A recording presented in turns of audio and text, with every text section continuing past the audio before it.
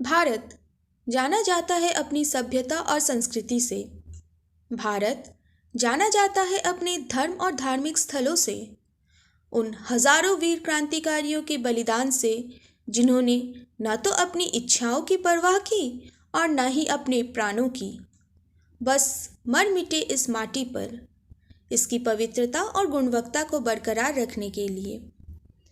ऐसी ही एक वीर योद्धा के जीवनी के साथ हाजिर हूँ मैं, सुमिता चक्रवर्ती, दिनांक 25 जनवरी 2022 के संपादकीय के साथ, जिसका शीर्षक है बाबा दीप सिंह को भी याद किया जाए। इसे लिखा है हमारे अतिथि संपादक जगमोहन सिंह खोखर ने। दोस्तों, संपादकीय अच्छा लगे तो लाइक ज़रूर करें और चैनल से जुड़े रहने के लिए चैनल को सब्सक्राइब करें। तो आइए संपादकीय की ओर बढ़ते हैं। दीप सिंह 26 जनवरी 1682 से 13 नवंबर 1757 सिखों के बीच सबसे पवित्र शहीदों में से एक के रूप में प्रतिष्ठित हैं। उन्हें उनके बलिदान और सिख गुरुओं की शिक्षाओं के प्रति समर्पण के लिए याद किया जाता है। बाबा दीप सिंह शिरोमणि पंथ अकाली बुद्ध दल के तत्कालीन प्रमुख नवाब कपूर सिंह द्वारा स्थापित खालसा सेना मिसल शहीद तरना दल के प्रमुख थे। दमदमी टकसाल द्वारा भी यह कहा जाता है कि वह उनके दल के प्रमुख थे। बाबा दीप सिंह जी का जन्म 26 जनवरी 1682 को पिता भक्ता और माता जियोनी के यहाँ हुआ था। वह अमृतसर जिले के बहुविंड गांव में रहते थे। उनका जन्म एक साधु जाट सिख परिवार में हुआ था। वह 1700 में वैशाखी के दिन आनंदपुर साहिब गए, जहां उन्होंने खांडे दी पाहुल या अमृत संचार खालसा में औपचारिक दीक्षा के माध्यम से गुरु गोविंद सिंह जी द्वारा खालसा में शामिल कर लिया गया था। एक युवा के रूप में उन्होंने गुरु गोविंद सिंह जी के करीबी साथी के रूप में हथियार, घुड़सवारी और अन्य मार्शल कला कौशल सीखने में काफ़ी समय बिताया। भाई मणि सिंह से उन्होंने गुरुमुखी पढ़ना और लिखना और गुरुओं के शब्दों की व्याख्या सीखी।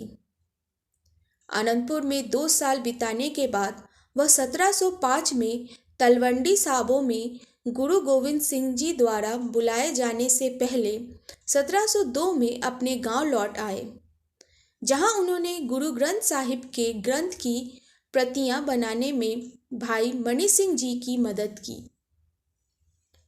1709 में बाबा दीप सिंह सधौरा की लड़ाई और छप्पर चीरी की लड़ाई के दौरान बंदा सिंह बहादुर के साथ शामिल हो गए। 1733 में नवाब कपूर सिंह ने उन्हें एक सशस्त्र दस्ते का नेता नियुक्त किया। 1748 की वैशाखी के दिन अमृतसर में सरबत खालसा की बैठक के दल के 65 जत्थों की 12 मिसलों में पुनर्गठित किया गया था। बाबा दीप सिंह को शहीद मिसल का नेतृत्व सौंपा गया था। बाबा दीप सिंह ने अफगान सेना द्वारा स्वर्ण मंदिर की अपवित्रता का बदला लेने की कसम खाई थी। 1757 में उन्होंने स्वर्ण मंदिर की रक्षा के लिए एक सेना का नेतृत्व किया। 13 नवंबर 1757 को अमृतसर की लड़ाई में सिखों और अफगानों के बीच संघर्ष हुआ और उसके बाद हुए संघर्ष में बाबा दीप सिंह की हत्या कर दी गई। बाबा दीप सिंह की मौत के 2 वृत्तांत हैं। एक लोकप्रिय संस्करण के अनुसार बाबा दीप सिंह ने पूरी तरह से शत विशत होने के बाद भी लड़ाई जारी रखी। अपने दुश्मनों को एक हाथ में सिर और दूसरे में अपनी तलवार से मार डाला।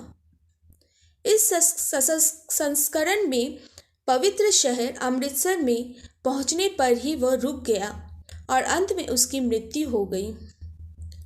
दूसरे संस्करण के अनुसार वह गर्दन पर वार के साथ घातक रूप से घायल हो गया था, लेकिन पूरी तरह से नहीं गिरा था। इस आघात को पाकर एक सिख ने बाबा दीप सिंह को याद दिलाया, आपने तलवार की परिधि तक पहुंचने का संकल्प लिया था। सिख की बात सुनकर उन्होंने अपने बाएं हाथ से अपना सिर पकड़ लिया और अपने 15 किलो जो कि 33 पाउंड होता है खांडा के प्रहारों से दुश्मनों को अपने रास्ते से हटाते हुए अपने दाहिने हाथ से हरमंदिर साहिब की परिधि में पहुंचे, जहां उन्होंने अंतिम सांस ली। सिंहों ने हरमंदिर साहिब में 1757 ईस्वी को बंदी छोड़ दिवस मनाया। सिखों ने अफगान सेना को हटाकर अपनी प्रतिष्ठा वापस पा ली और बाद में उन्हें भागने के लिए मजबूर होना पड़ा। वह स्थान जहां बाबा दीप सिंह का सिर गिरा था वह स्वर्ण मंदिर परिसर में चिन्हित है और दुनिया भर के सिख वहां श्रद्धांजलि अर्पित करते हैं। बाबा दीप सिंह की खांडा, जो कि एक दोधारी तलवार है जिसका उपयोग उन्होंने अपनी अंतिम लड़ाई में किया था, अभी भी अकाल तख्त में संरक्षित है, जो स्थायी सिख अधिकार के 5 केंद्रों में से पहला है।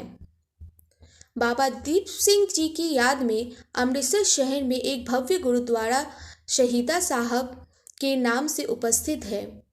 यहाँ प्रतिदिन लोग बड़ी संख्या में नतमस्तक होने आते हैं और श्रद्धा सुमन अर्पित कर मनोकामनाओं की पूर्ति हेतु अरदास करते हैं।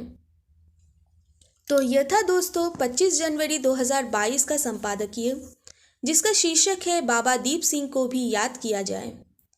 कल फिर मिलेंगे किसी नए विषय पर अगले संपादकीय के साथ। तब तक के लिए स्वस्थ रहें, सुरक्षित रहें। नमस्कार।